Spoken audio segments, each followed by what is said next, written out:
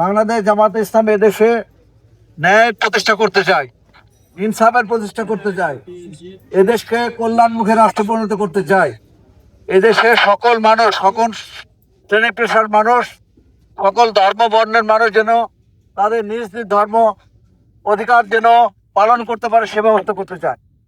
বাংলাদেশ জামাতে ইসলামী সুদ ঘুষ বন্ধ করতে চায়, জেনা ব্যভিচার বন্ধ করতে চায়, অন্যায় অবিচার বন্ধ করতে চায়, জুলুম নির্যাতন বন্ধ করতে চায়, চাঁদাবাজি বন্ধ করতে চায়।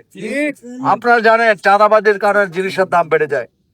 একটা ফুটপাতেও যদি কেউ বসে তাকে চাঁদা দেওয়া লাগে। চাঁদার টাকা কোত্থেকে দেয়? আমাদের কাছ থেকে তারা নাই।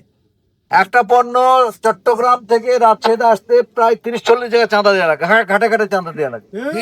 একটা জিনিসের দাম কোথাও ডবল হয়ে যায়। আমরা যদি চাঁদাবাজি বন্ধ করতে পারি তাহলে জিনিসের দাম কমে আসবে ইনশাআল্লাহ।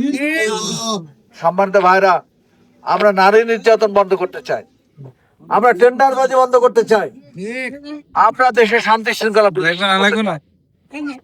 এটার জন্য আগামী জাতীয় সংসদ নির্বাচনে আপনাদের দাঁড়িপাল্লে ভোট দিতে হবে।